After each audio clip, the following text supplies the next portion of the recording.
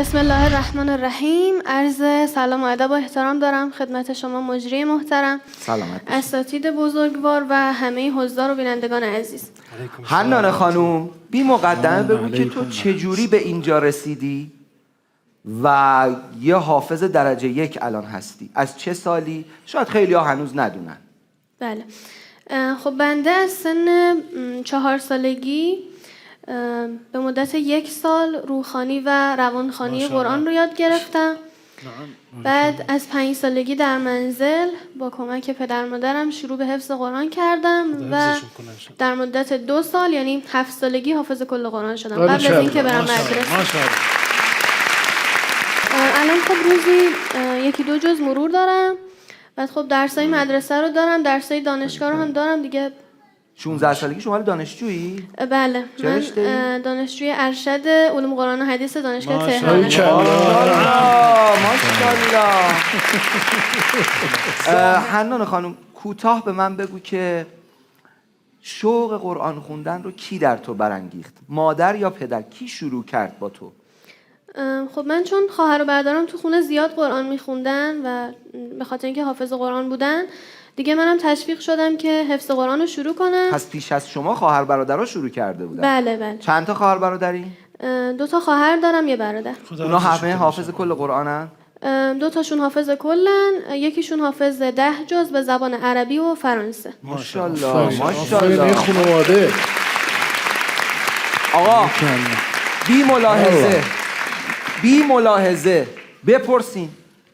بفرمایید اساتید. من آخر میگم. من یه کلمه‌ای بپرسم. خب این کلمه‌ای که یه بار تکرار شده، یقطین. یقطین به معنای کدو هست. و انبتنا علیه شجرة من یقطین، سوره صافات صفحه 451. الله الله الله الله الله. در سمت راسته. یه سوال یه کلمه دیگه بپرسین. نوردبون کجا اومده؟ چی؟ نردبان میرم بالا. بله، سوره کلمش میشه سلم، سوره طور جزء 27 صفحه 525 صفحه در تسلیم.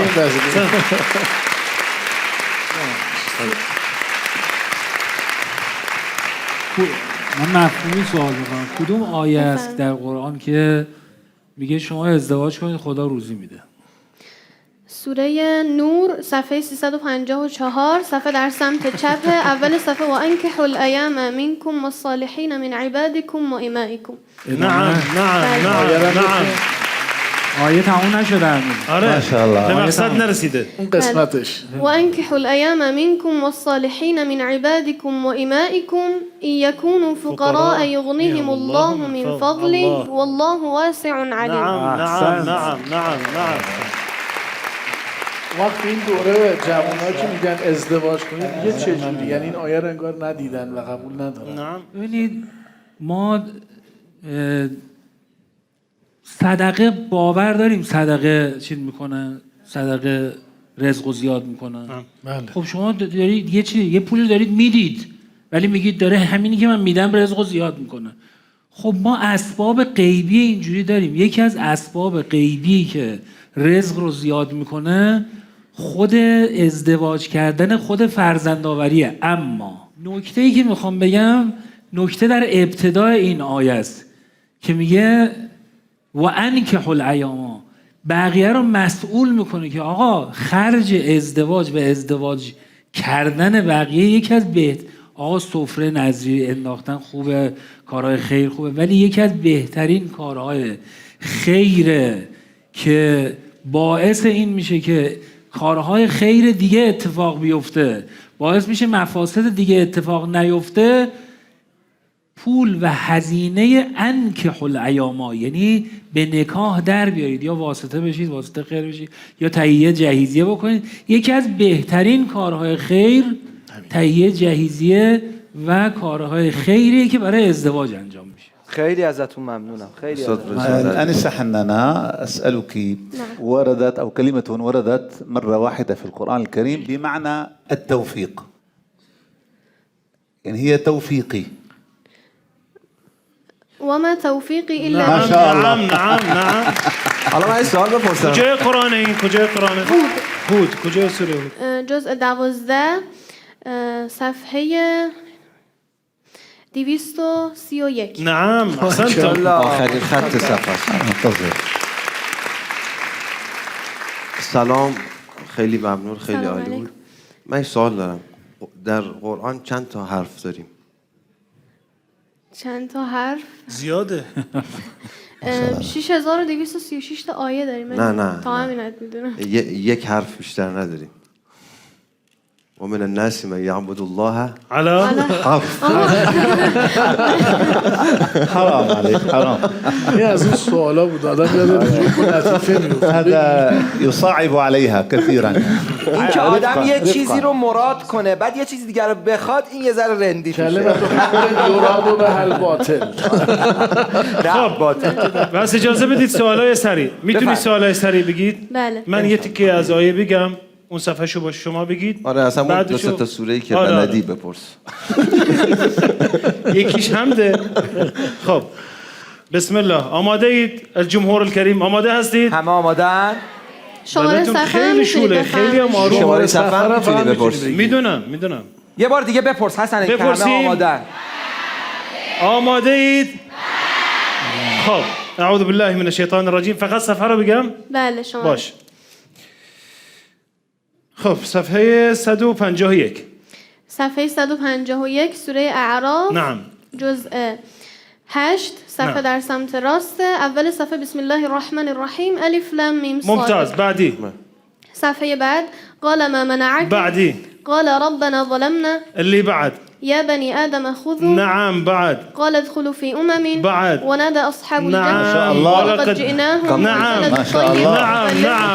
نعم. خب رضوان درویش حالا گم 10 کرد. صفحه بعدش. فقط ببینم این صفحه چند دارم. 158. صفحه 168 خب جزء 9 سوره اعراف. تا من صفحه در پیدا کنم سمت شما جواب چپ. بدید. خب اول صفحه قال يا موسى نعم. إني اصطفيتك. 10 تا برو جلو دیگه. 178.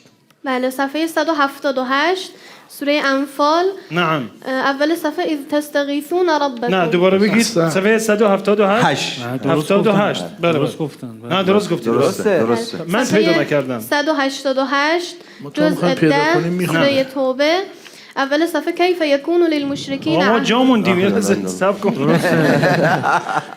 خب کجا رسیدیم الان؟ 188. 198. حالا میخوای 100 تا 100 تا برم جا. خب آره، 100 تا 100 تا 100 تا صفحه برو بالاتر. 288 بله تا پیدا کنم جواب میدی. جزء 15 سوره اسراء صفحه ما در شاء سمت الله، چپ. ما شاء اول الله، صفحه ما وما شاء الله. منعنا ان نرسل باریکلا. بالآیات. نعم. يا سلام.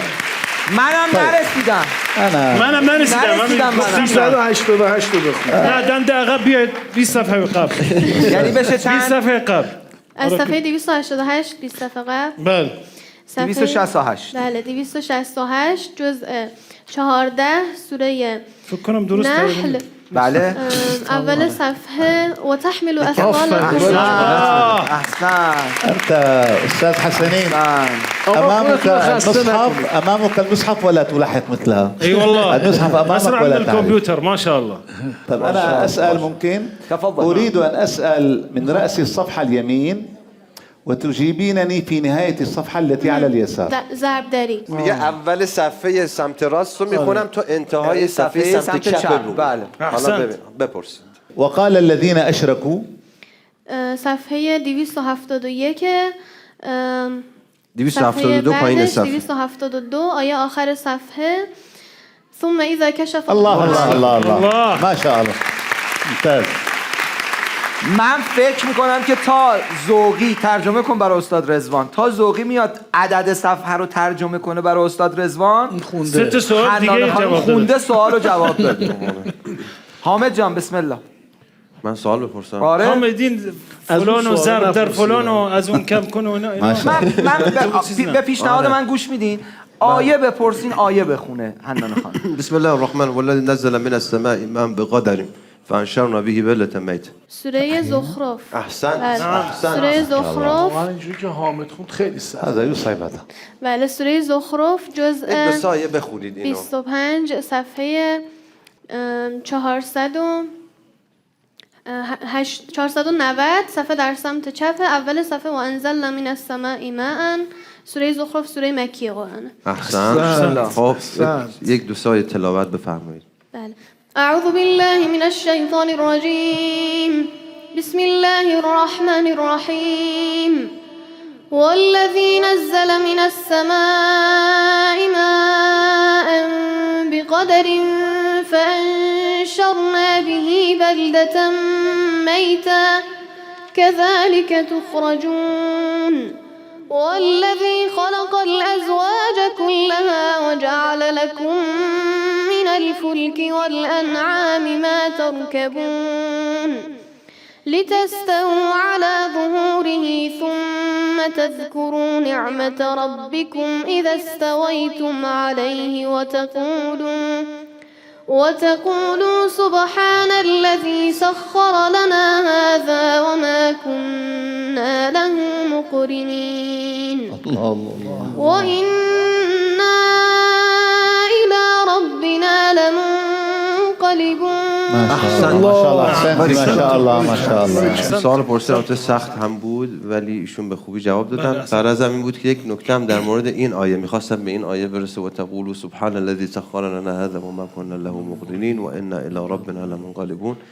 آقای قاسمی من لطف کنن معمولا این آیه رو یک آیه جایی سفر دیگه. آیه سفر. آره. این آیه است که برای انسان مسافرت بکنه، یعنی این آیه رو خوبه انسان بخونه سبحان الذی سخر لنا هذا و ما كنا له مقرنین. و بعد ولی این نکته هم داره توش که و انا الی ربنا لمنقلبون، یعنی داره وقتی که سفر میکنه حواسش به یک سفر دیگه هم باشه تو اینجا.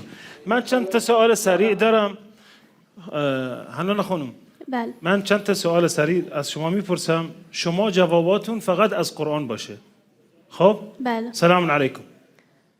سلام عليكم بما صبرتم فنعم عقب الدار. نعم. كيف الأحوال؟ الحمد لله الذي خلق السماوات والأرض والجبال. الله. خب الان درسی که شما رسیدید این تمام یا باز هم میخواید بخونید؟ و فوق کل ذی علم. درسته؟ و فوق کل ذی علم علیم. احسنتم. پدر مادر شما یعنی خیلی زحمت کشیدن شما به این مرحله رسیدید. به اونها چی میگید؟